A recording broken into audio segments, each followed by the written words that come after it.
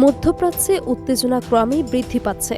যুক্তরাষ্ট্র ও ইরানের মধ্যে সামরিক সংঘাত, বিস্ফোরণের গর্জন, আগুনের লেলিহান শিখা এবং সাইরেনের চরম শব্দ শহর জুড়ে আতঙ্ক সৃষ্টি করছে।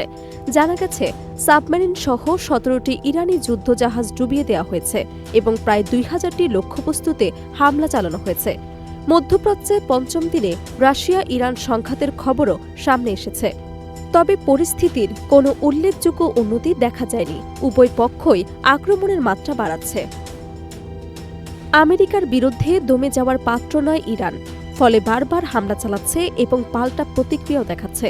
তবে মার্কিন সামরিক বাহিনী দাবি করছে, অপারেশন এপিক ফিউরি শুরুর পর থেকে ইরানি নৌসেনার ১৭টি যুদ্ধজাহাজ সহ মোট ২,০০০টি লক্ষ্যবস্তু ধ্বংস করা হয়েছে।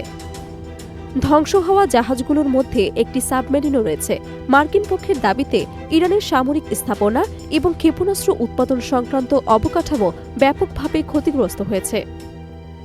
মার্কিন সেন্ট্রাল কমান্ডের কর্মকর্তা ব্র্যান্ড কুপার মঙ্গলবার একটি ভিডিও বার্তায় জানিয়েছেন, আজ আরব উপসাগর, হরমুজ প্রণালী বা ওমান উপসাগরে কোনো ইরানি জাহাজ চলাচল করছে না। এই অভিযানে যুক্তরাষ্ট্রের ৫০,০০০-এর বেশি সেনা, ২০০টি যুদ্ধবিমান, ২টি বিমানবাহী নৌবহর এবং বোমারু বিমান অংশ নিয়েছে। কুপারের দাবি, ইরানের প্রতিরক্ষা ব্যবস্থার উপর মারাত্মক ক্ষতি হয়েছে এবং মিসাইল শিল্পে তেহরানের উৎপাদন ক্ষমতা কমে গেছে। এর ফলে ইরানের সামরিক প্রতিরোধের সক্ষমতা উল্লেখযোগ্যভাবে প্রভাবিত হয়েছে।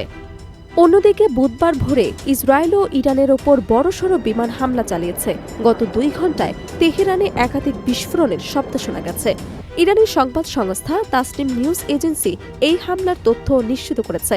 তবে এই ঘটনার ফলে কী ধরনের ক্ষয়ক্ষতি হয়েছে তা এখনও প্রকাশ করা হয়নি।